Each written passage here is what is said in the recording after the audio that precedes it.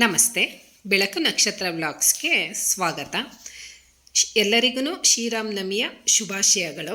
ಎಲ್ಲರ ಮನೆಯಲ್ಲೂ ಇವತ್ತಿನ ದಿನ ಆಲ್ಮೋಸ್ಟ್ ಎಲ್ಲರ ಮನೆಯಲ್ಲೂ ಕಂಪಲ್ಸರಿ ಕೋಸಂಬರಿ, ಪಾನಕ, ಮಜ್ಜಿಗೆ ದೇವ್ರ ನೈವೇದ್ಯಕ್ಕೆ ಮಾಡೇ ಮಾಡ್ತಾರೆ. ಹಾಗೆ ನಾನು ಪಾನಕ, ಮಜ್ಜಿಗೆ, ಕೋಸಂಬರಿ ಮಾಡಿದೆ. ಆ ರೆಸಿಪಿನ ನಾನು ನಿಮ್ಮ ಜೊತೆ ಶೇರ್ ಮಾಡ್ಕೊಳ್ಳೋದ ಅಂತ ಅಂದ್ಕೊಂಡಿದ್ದೀನಿ. ಮತ್ತೊಮ್ಮೆ ಎಲ್ಲರಿಗೂ ಶ್ರೀರಾಮನವಮಿಯ ಶುಭಾಶಯಗಳು.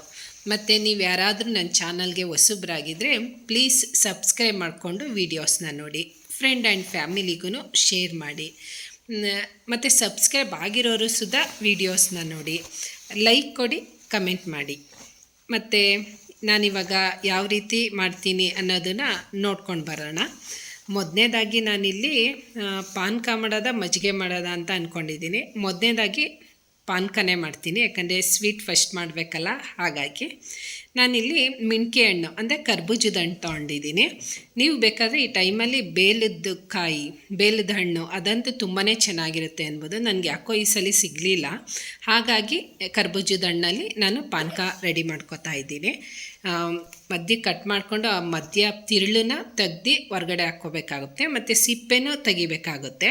ಆ ನಂತರ ಮೇಲ್ಗಡೆ ಸಿಪ್ಪೆ ತೆಗೆದ್ಬಿಟ್ಟು ಮಧ್ಯದಲ್ಲಿರೋ ಹಣ್ಣನ್ನು ಕಟ್ ಮಾಡಿ ಇಟ್ಕೊತಾ ಇದ್ದೀನಿ.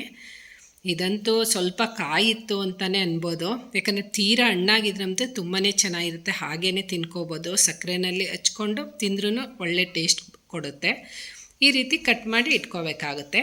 ಆನಂತರ ಕರೆಂಟ್ ಬೇರೆ ಅದೇ ಟೈಮ್ಗೆ ಹೊಟ್ಟೋಗ್ಬಿಡ್ತು, ಟೈಮ್ ಬೇರೆ ಆಗಿಬಿಡ್ತು. ನೈವೇದ್ಯಕ್ಕೆ ಇಡಬೇಕು ಅಂದ್ಕೊಂಡು ಒಂದು ಕಲ್ಲಲ್ಲಿ ಕುಟ್ಕೊಳ್ಳೋದ ಅಂದ್ಕೊಂಡು ಪ್ಲ್ಯಾನ್ ಮಾಡಿಕೊಂಡೆ. ಅಷ್ಟರಲ್ಲಿ ಕರೆಂಟ್ ಬಂತು, ಹಾಗಾಗಿ ಜಾರ್ಗೆ ಹಾಕ್ಕೊಳ್ಳೋದ ಅಂದ್ಕೊಂಡು ಜಾರ್ಗೆ ಹಾಕ್ಕೊಳ್ತಾ ಇದ್ದೀನಿ. ಎಲ್ಲ ಪೀಸ್ಗಳನ್ನೂ ಹಾಕ್ಕೋಬೇಕಾಗುತ್ತೆ. ಆನಂತರ ಇದಕ್ಕೆ ರುಚಿಗೆ ನಾನು ಬೆಲ್ಲ ಯೂಸ್ ಮಾಡ್ತಾ ಇದ್ದೀನಿ. ಬೆಲ್ಲ ಹಾಕ್ಕೋಬೇಕಾಗುತ್ತೆ.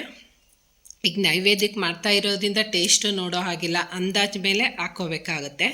ಆನಂತರ ಒಣ ಶುಂಠಿ ಹಾಕ್ಕೋತಾ ಇದ್ದೀನಿ. ಅದಂತೂ ತುಂಬಾ ಟೇಸ್ಟು ಅಂತ ಅನ್ಬೋದು, ತುಂಬಾ ಚೆನ್ನಾಗಿರುತ್ತೆ. ಒಂದು ಸ್ಪೂನ್ ಅಷ್ಟೇ ಹಾಕ್ಕೋತಾ ಇದ್ದೀನಿ, ಅಥವಾ ಒಂದು ಅರ್ಧ ಸ್ಪೂನ್ ಆದ್ರೂ ಆಗುತ್ತೆ. ಆನಂತರ ಒಂದು ಅರ್ಧ ಸ್ಪೂನಷ್ಟು ಕಾಳು ಮೆಣಸಿನ ಪೌಡರು, ತುಂಬಾ ಟೇಸ್ಟ್ ಚೆನ್ನಾಗಿರುತ್ತೆ ಅಂತ ಅನ್ಬೋದು.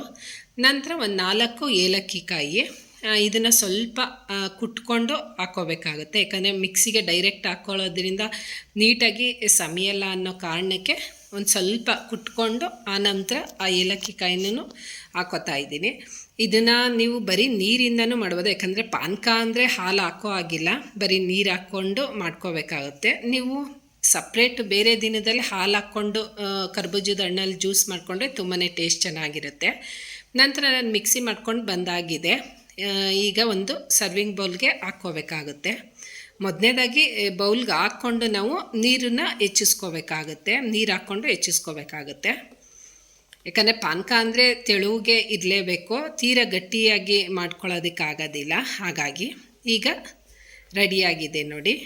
ಈಗ ಒಂದು ಲೋಟಕ್ಕೆ ಹಾಕಿ ಇಟ್ಕೊತಾ ಇದ್ದೀನಿ, ಯಾಕಂದರೆ ಮೊದಲನೇದಾಗಿ ನೈವೇದ್ಯಕ್ಕೆ ಕೊಡಬೇಕಲ್ಲ. ಹಾಗಾಗಿ ನೆಕ್ಸ್ಟ್ ನಾನು ಮಜ್ಜಿಗೆ ರೆಡಿ ಮಾಡ್ಕೊತಾ ಇದ್ದೀನಿ. ಮಜ್ಜಿಗೆಗೆ ಒಂದು ಲೋಟದಷ್ಟು ಮೊಸರು ಹಾಕ್ಕೋತಾ ಇದ್ದೀನಿ. ಮೊಸರು ಹಾಕ್ಕೊಂಡಿದ್ದ ನಂತರ ನಾನಿಲ್ಲಿ ಕೊತ್ತಂಬರಿ ಸೊಪ್ಪು ಹಾಕ್ಕೋತಾ ಇದ್ದೀನಿ.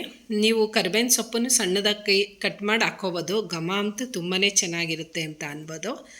ಆನಂತರ ನಾನಿಲ್ಲಿ ರುಚಿಗೆ ತಕ್ಕಷ್ಟು ಉಪ್ಪು ಹಾಕ್ಕೋತಾ ಇದ್ದೀನಿ.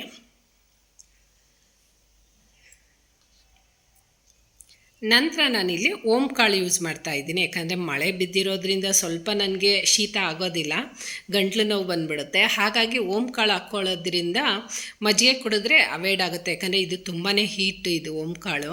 ಹಾಗಾಗಿ ನಿಮಗೆ ಓಂಕಾಳು ಇಷ್ಟ ಇಲ್ಲ ಅಂತ ಅಂದರೆ ಸ್ಕಿಪ್ ಮಾಡ್ಕೋಬೋದು, ಓಂಕಾಳು ಹಾಕ್ತೇ ಹೋದ್ರೂ ನಡೆಯುತ್ತೆ ಒಟ್ಟಿನಲ್ಲಿ. ಆನಂತರ ನಾನೀಗ ಇದಕ್ಕೆ ಒಂದು 4 ಪಟ್ಟಷ್ಟೇ ನೀರು ಹಾಕ್ಕೋಬೇಕಾಗುತ್ತೆ, ಯಾಕಂದರೆ ಮಜ್ಜಿಗೆ ಅಂದರೆ ತೆಳುಗೆ ಇರಲೇಬೇಕು. ಹಾಗಾಗಿ ಯಾಕಂದರೆ ಗಟ್ಟಿಯಾಗಿ ಮಾಡ್ಕೊಳ್ಳೋ ಹಾಗಿಲ್ಲ ಅದು. ಮಜ್ಜಿಗೆ ಅಂದರೆ ಈ ಬೇಸಿಗೆಗಾಲಕ್ಕಂತೂ ಮಜ್ಜಿಗೆ ಅಂತೂ ತುಂಬಾ ಒಳ್ಳೆಯದು ಅಂತ ಅನ್ಬೋದು ದೇಹಕ್ಕೆ. ಆನಂತರ ಸ್ವಲ್ಪ ನೀರು ಹಾಕ್ಕೊಂಡು ನೀವು ಮಿಕ್ಸಿಗೆ ಹಾಕ್ಕೊಂಡು ಒಂದು ಸುತ್ತು ಇದು ಮಾಡಿದ್ರೆ ಮಜ್ಜಿಗೆ ನೀಟಾಗಿ ಇದಾಗುತ್ತೆ, ಅಥವಾ ಮಜ್ಜಿಗೆ ಕಡೆಯೋ ಮಂತ್ನಲ್ಲೂ ಮಾಡ್ಕೋಬೋದು. ನಾನಿಲ್ಲಿ ಹಾಗೇ ಲೋಟದಲ್ಲಿ ಮಿಕ್ಸ್ ಮಾಡ್ಕೋತಾ ಇದ್ದೀನಿ. ಈಗ ಮಜ್ಜಿಗೆನೂ ರೆಡಿಯಾಗಿದೆ. ರೆಡಿ ಆದಮೇಲೆ ನಾನಿಲ್ಲಿ ಒಂದು ಲೋಟಕ್ಕೆ ಆ ಮಜ್ಜಿಗೆನ ಹಾಕ್ಕೋತಾ ಇದ್ದೀನಿ. ಇದಂತೂ ಬೇಸಿಗೆಗಾಲದಲ್ಲಂತೂ ಒಂದು ಲೋಟ ಮಜ್ಜಿಗೆ ಕಂಪಲ್ಸರಿ ಮಧ್ಯಾಹ್ನ ಟೈಮ್ ಅಂತೂ ಕುಡಿದ್ರಂತೂ ದೇಹಕ್ಕೆ ತುಂಬ ತಂಪಂತ ಅನಿಸುತ್ತೆ. ಈಗ ಒಂದು ಲೋಟಕ್ಕೆ ಹಾಕ್ಕೊಂಡೆ. ನನ್ನ ತಮ್ಮನ ಮಗು ಮಧ್ಯೆ ಮಾತಾಡ್ದ, ಹಾಗಾಗಿ ನಂತರ ಈಗ ನಾನು ಕೋಸಂಬರಿಗೆ ರೆಡಿ ಮಾಡ್ಕೊತಾ ಇದ್ದೀನಿ. ಕೋಸಂಬರಿಗೆ ಬೇಕಾಗಿರೋ ಸಾಮಗ್ರಿಗಳು ಈ ರೀತಿ ಇಟ್ಕೊಂಡಿದ್ದೀನಿ. ಫಸ್ಟ್ನೇದಾಗಿ ಸೌತೆಕಾಯಿನ ಕಟ್ ಮಾಡಿ ಇಟ್ಕೊಂಡಿದ್ದೀನಿ. ನೀವು ಸಿಪ್ಪೆ ತೆಗೆದ್ಬಿಟ್ಟಾದ್ರೂ ಕಟ್ ಮಾಡ್ಕೋಬೋದು. ನಾನು ಸಿಪ್ಪೆ ಸಹಿತ ಹಾಕಿದ್ದೀನಿ. ಕೊತ್ತಂಬರಿ ಸೊಪ್ಪು, ನಂತರ ಇಲ್ಲಿ ಹೆಸರು ಬೇಳೆ ತೊಗೊಂಡಿದ್ದೀನಿ. ಇದು 1 ಅವರ್ಗಳ ಕಾಲ ನೆನೆಸಿ ಇಟ್ಕೋಬೇಕಾಗುತ್ತೆ. ಈ ರೀತಿ ನೆನೆಸ್ಕೋಬೇಕಾಗುತ್ತೆ. ನಂತರ ಇಲ್ಲಿ ನಾನು ರುಚಿಗೆ ತಕ್ಕಷ್ಟು ಉಪ್ಪು ಮತ್ತು ಕಾಳು ಮೆಣಸು ಕುಟ್ಟಿ ಇಟ್ಕೊಂಡಿರೋದು, ಇಷ್ಟೆಲ್ಲ ಹಾಕೋ ಅವಶ್ಯಕತೆ ಇಲ್ಲ, ಸ್ವಲ್ಪ ಮಾತ್ರ ಹಾಕ್ಕೋಬೇಕಾಗುತ್ತೆ. ನಂತರ ಇಲ್ಲಿ 1 ಕಪ್ಪಷ್ಟು ಕಾಯಿ ತುರಿ, 1 ಕಪ್ಪಷ್ಟು ಕ್ಯಾರೆಟು. ನೀವು ಬೇಕು ಅಂತ ಅಂದರೆ ಹಸಿಮೆಣ್ಸಿನ್ಕಾಯಿನ ಸಣ್ಣದಾಗಿ ಕಟ್ ಮಾಡಿ ಹಾಕ್ಕೋಬೋದು. ಯಾಕಂದರೆ ನನ್ನ ತಮ್ಮನ ಮಕ್ಕಳು ಬಂದಿರೋದ್ರಿಂದ ಅವರು ಬಾಯಿಗೆ ಸಿಕ್ಕಿದ್ರೆ ತಿನ್ನೋದಿಲ್ಲ ಅನ್ನೋ ಕಾರಣಕ್ಕೆ ನಾನು ಹಸಿಮೆಣ್ಸಿನ್ಕಾಯಿನ ಸ್ಕಿಪ್ ಮಾಡ್ಕೋತಾ ಇದ್ದೀನಿ. ನೀವು ಬೇಕು ಅಂತ ಅಂದರೆ 1 ಹಸಿಮೆಣ್ಸಿನ್ಕಾಯಿ ಅಥವಾ 2 ಹಸಿಮೆಣ್ಸಿನ್ಕಾಯಿನ ಹಾಕ್ಕೊಳ್ಳಿ, ಟೇಸ್ಟ್ ಚೆನ್ನಾಗಿರುತ್ತೆ. ನಂತರ ನಾನಿಲ್ಲಿ ನೀರೆಲ್ಲ ಸೋಸಿ ಹೆಸರು ಬೇಳೆನ ಒಂದು ಬೌಲ್ಗೆ ಹಾಕ್ಕೋತಾ ಇದ್ದೀನಿ. ನಂತರ ಕಟ್ ಮಾಡಿ ಇಟ್ಕೊಂಡಿರೋ ಸೌತೆಕಾಯಿನೂ ಹಾಕ್ಕೋತಾ ಇದ್ದೀನಿ. ಇದಂತೂ ಬೇಗನೆ, ಅಂದರೆ ಉಪ್ಪು ಹಾಕಿ ತಕ್ಷಣವೇ ತಿನ್ಕೋಬೇಕಾಗುತ್ತೆ. ನೀವೇನಾದರೂ 1 ಅವರ್ ಅರ್ಧ ಗಂಟೆಗಳ ಕಾಲ ಇಡ್ತೀನಿ ಅಂತ ಅಂದರೆ ಉಪ್ಪನ್ನ ಆದಷ್ಟು ಅಂದರೆ ಬಡಿಸೋ ಟೈಮಲ್ಲಿ ಹಾಕ್ಕೋಬೇಕಾಗುತ್ತೆ, ಯಾಕಂದರೆ ನೀರು ಬಿಟ್ಕೊಳ್ಳುತ್ತೆ ಅನ್ನೋ ಕಾರಣಕ್ಕೆ. ನಂತರ ಇಲ್ಲಿ ಕ್ಯಾರೆಟ್ ಹಾಕ್ಕೋತಾ ಇದ್ದೀನಿ. 1 ಕಪ್ಪು ಕಾಯಿ ತುರಿ ಹಾಕ್ಕೋತಾ ಇದ್ದೀನಿ. ಕಾಯಿ ತುರಿ ಅಂತೂ ಫ್ರೆಶ್ ಆಗಿ ಹಾಕ್ತಾನೆ ಒಡೆದು ತುರ್ಕೊಂಡ್ರೆ ತುಂಬಾ ಚೆನ್ನಾಗಿರುತ್ತೆ ಅಂತ ಅನ್ಬೋದು ಟೇಸ್ಟು. ನಂತರ ಕೊತ್ತಂಬರಿ ಸೊಪ್ಪು ಹಾಕ್ಕೋತಾ ಇದ್ದೀನಿ.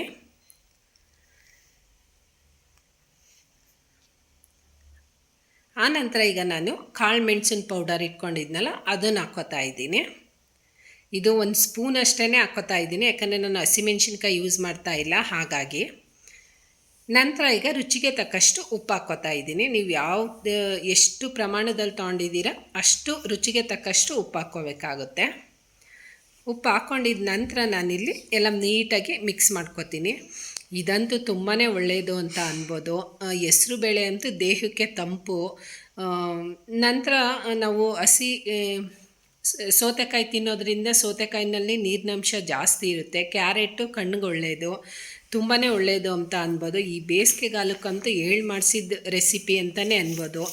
ದೇವಸ್ಥಾನದಲ್ಲಿ ಪ್ರಸಾದನೂ ಸುಧಾ ಹೆಸರು ಬೇಳೆದು ಕೋಸಂಬರಿನೇ ಪ್ರಸಾದವಾಗಿ ಕೊಡ್ತಾರೆ. ಮತ್ತು ಮದುವೆ ಸಮಾರಂಭಗಳಲ್ಲೆಲ್ಲ ಕೋಸಂಬರಿ ಒಂದು ಪಲ್ಯವಾಗಿ ಯೂಸ್ ಮಾಡ್ತಾರೆ ಅಂತಲೇ ಅನ್ಬೋದು ಊಟಕ್ಕೆ.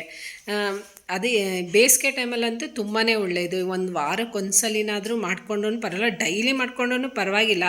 ಅಂದರೆ ನಮಗೆ ಅಷ್ಟು ಪೇಷನ್ಸ್ ಇರಬೇಕಲ್ಲ, ಎಲ್ಲರೂ ಒಟ್ಟಿಗೆ ಕೂತಿ ತಿನ್ಬೇಕಾರೆ. ಯಾಕಂದರೆ ಎಲ್ಲರೂ ಇದ್ದಾಗ ಈ ರೀತಿ ಮಾಡಿಕೊಂಡ್ರೆ ತಿಂದಾಗ ಏನೋ ಒಂಥರ ಖುಷಿ ಅಂತ ಅನಿಸುತ್ತೆ. ಒಬ್ರೊಬ್ಬರೇ ಅಂದರೆ ಬೋರ್ ಅಂತ ಅನಿಸುತ್ತೆ ಒಟ್ಟಿನಲ್ಲಿ. ಹಾಗಾಗಿ ಎಲ್ಲ ನೀಟಾಗಿ ಮಿಕ್ಸ್ ಮಾಡ್ಕೋಬೇಕಾಗತ್ತೆ. ಮಿಕ್ಸ್ ಮಾಡಿಕೊಂಡು ಒಂದು ಬೌಲ್ಗೆ ಹಾಕ್ಕೋತಾ ಇದ್ದೀನಿ ನಾನು.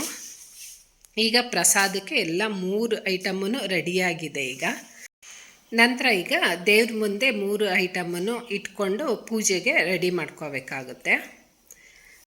ಈಗ 3 ಐಟಮನ್ನು ಆಗಿದೆ. ಈಗ ದೇವ್ರ ಮುಂದೆ ಇಟ್ಕೊಂಡು ಪ್ರಸಾದನ ನೈವೇದ್ಯವಾಗಿ ಕೊಟ್ಬಿಟ್ಟು ಪೂಜೆ ಎಲ್ಲ ರೆಡಿ ಮಾಡ್ಕೊಂಡಿದ್ದಾಗಿದೆ. ಈಗ ನಿಮ್ಮ ಮನೆಯಲ್ಲೆಲ್ಲೂ ಈಗೇನ ಮಾಡೋದು ಅನ್ನೋದನ್ನು ಕಮೆಂಟ್ ಬಾಕ್ಸಲ್ಲಿ ತಿಳಿಸಿ. ಅಥವಾ ನಿಮ್ಮ ಕಡೆ ಯಾವ ರೀತಿ ಮಾಡ್ತೀರಾ ಪ್ರಸಾದಕ್ಕೆ, ಅಥವಾ ಶ್ರೀರಾಮನವಮಿ ಯಾವ ರೀತಿ ಆಚರಿಸ್ತೀರಾ ಅನ್ನೋದನ್ನು ಕಮೆಂಟ್ ಬಾಕ್ಸಲ್ಲಿ ತಿಳಿಸಿ. ಮತ್ತು ನೀವೇನಾದರೂ ನನ್ನ ಚಾನಲ್ಗೆ ಹೊಸಬ್ರಾಗಿದ್ದರೆ ಪ್ಲೀಸ್ ಸಬ್ಸ್ಕ್ರೈಬ್ ಮಾಡಿಕೊಂಡು ವೀಡಿಯೋಸ್ನ ನೋಡಿ. ಸಬ್ಸ್ಕ್ರೈಬ್ ಆಗಿರೋರು ಸುಧಾ ವೀಡಿಯೋಸ್ನ ನೋಡಿ. ಫ್ರೆಂಡ್ ಆ್ಯಂಡ್ ಫ್ಯಾಮಿಲಿಗೆ ಆದಷ್ಟು ಶೇರ್ ಮಾಡಿ. Thank you.